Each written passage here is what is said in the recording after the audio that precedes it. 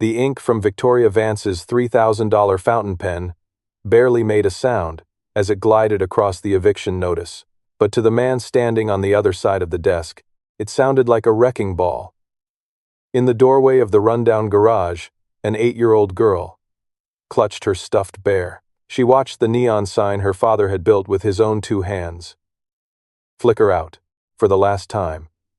The executives in their tailored suits smirked. They thought they were just squashing a minor bug on their windshield.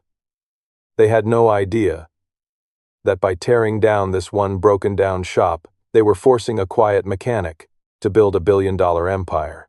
Ray didn't say much. He was the kind of man whose hands were stained with motor oil and calluses, a guy who let his work do the talking. Ever since his wife passed away, his whole world had been reduced to 2 things: his daughter, Mia, and a grease-stained garage on the edge of town, where he taught her how to hold a wrench before she could even ride a bike. It wasn't much, but it was theirs. Every morning, Ray would slide under heavy trucks on a cracked plastic creeper, turning bolts with a quiet focus that most people reserve for church. Mia would sit on a high stool by the register, doing her long division, while the smell of cold metal and old coffee filled the room. But Ray had a secret, tucked away in the bottom drawer of his toolbox. Beneath the heavy wrenches nobody ever used was a frayed blue notebook. It belonged to his late wife. She was a brilliant mechanical engineer who got sick before the world ever got to see what she could really do. Inside those yellowed pages were the rough sketches of a revolutionary electric drivetrain. For 3 years, Ray had been studying it. In the dead of night, he taught himself advanced physics just to understand her handwriting. He was building a prototype piece by piece, right there in the back room, using scrap metal and sheer willpower. Then, Victoria Vance showed up. She was the CEO of Vance Automotive, a massive conglomerate that bought up city blocks like they were playing a board game. She walked into Ray's garage with an entourage of lawyers and site managers, acting like the dust on the floor was offending her designer shoes. She didn't even look him in the eye. She slid a piece of paper across the counter. It was a buyout offer so insultingly low, it wouldn't even cover a year's rent anywhere else. It wasn't a negotiation, it was a threat, so they could bulldoze the block and build a luxury showroom, or they would bury him in legal fees.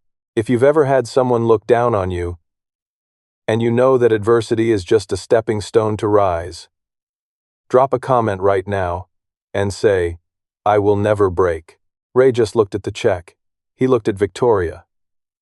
Then he looked at his daughter, sitting quietly in the corner. He didn't yell, he didn't flip the table, or make a scene. He just quietly folded the paper and put it in his inside jacket pocket. But Vance Automotive didn't even wait the 30 days. They were a massive corporation, and they wanted to make an example out of him, to scare the neighboring businesses into selling, too. Suddenly, Ray's parts suppliers stopped returning his calls.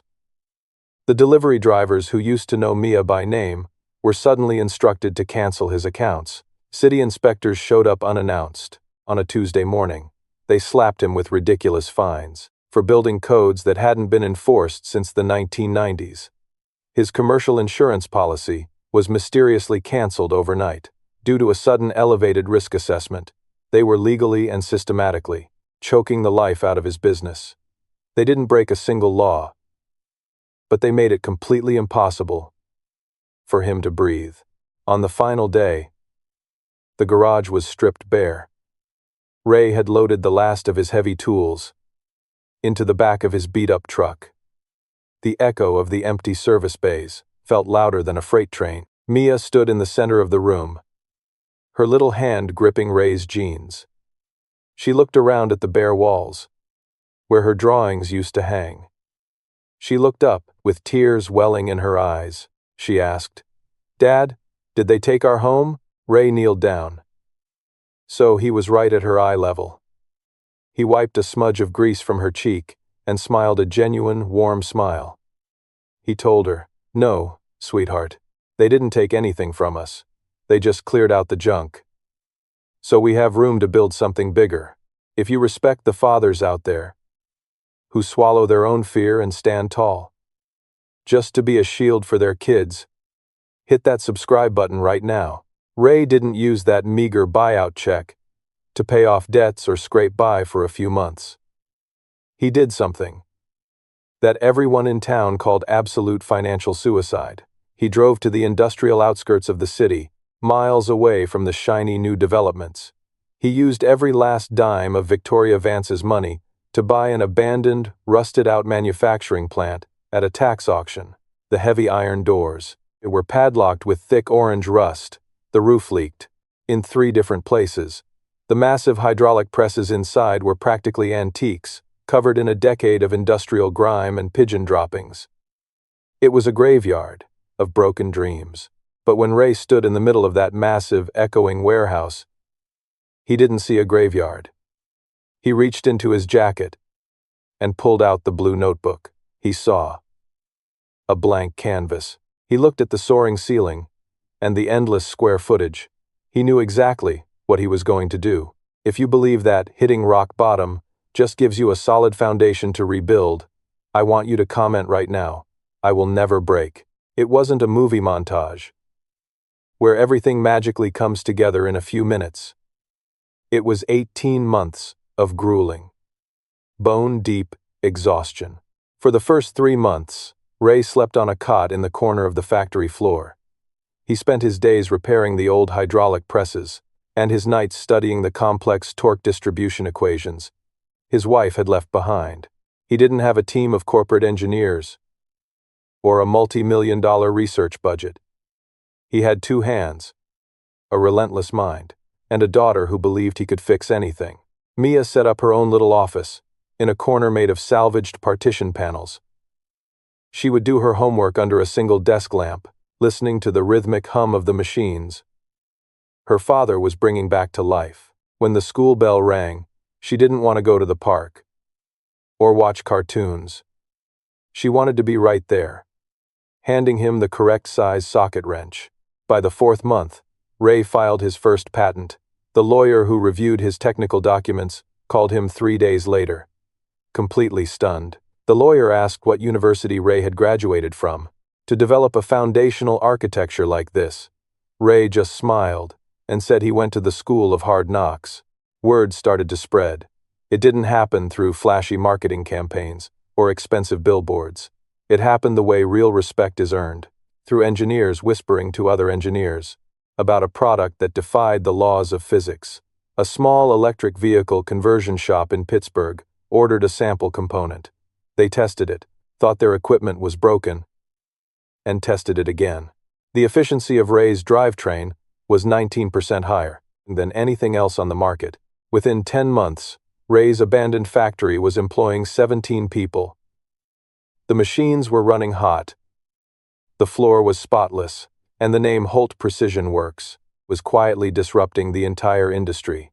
Meanwhile, back in her glass tower, Victoria Vance was losing her mind. Her flagship electric vehicle project was bleeding money. Her senior engineers had spent 4 years and tens of millions of dollars trying to solve the exact same energy transfer problem.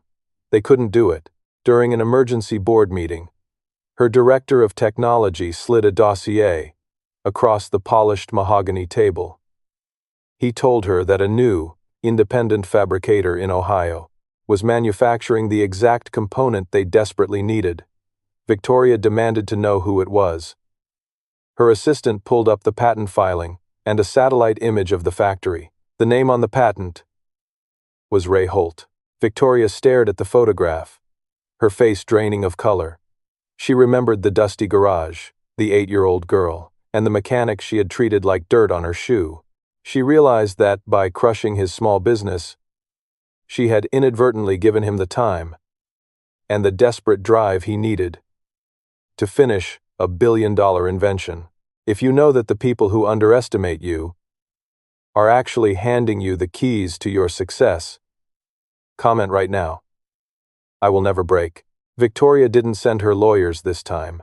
She knew that wouldn't work. She had her driver take her out to the industrial district, pulling up to the very building she had probably driven past 100 times, without noticing. When she walked through the doors of Holt Precision Works, she didn't find a broken man holding a grudge. She found a state-of-the-art production floor, humming with energy. Ray met her at the door to his office. He was wearing a clean work shirt, calm and completely unbothered by her presence. Victoria tried to play her usual game. She offered him a massive, life-changing sum of money for the exclusive rights to his entire patent portfolio. She wanted to buy him out and lock his technology in her corporate vault. Ray listened patiently, his hands resting on his desk, right next to that frayed blue notebook. When she finally stopped talking, the room was dead silent. Ray looked her right in the eye and said, "You shut down my garage to protect your wealth. And I understand that. But losing that shop was exactly what I needed to build this. So, in a way, I should probably thank you." He pushed the contract back across the table. He told her he wasn't selling the company, not to her, not to anyone. He told her she could sign a standard licensing agreement and pay the exact same market rate as every other manufacturer. Or she could leave. Nobody gets a monopoly on his family's legacy. Victoria Vance. A woman who had spent her entire life dictating terms to powerful men, realized she had absolutely no leverage. She wasn't looking at a mechanic anymore. She was looking at a king who had built his castle from the rubble she left behind. For the first time in her career, she extended her hand and offered a genuine, unfiltered apology. She didn't just respect the technology, she respected the man. Later that evening, after the factory had quieted down and the last of the workers had gone home, Ray stood by the window looking out over the yard. Mia walked up beside him, clutching her stuffed bear. She asked him what he was thinking about. Ray pulled a small, yellowed piece of paper from his wallet and taped it to the window frame. It was a note his wife had written years ago. It read, "Don't ever stop thinking." Ray put his hand on his daughter's shoulder and smiled.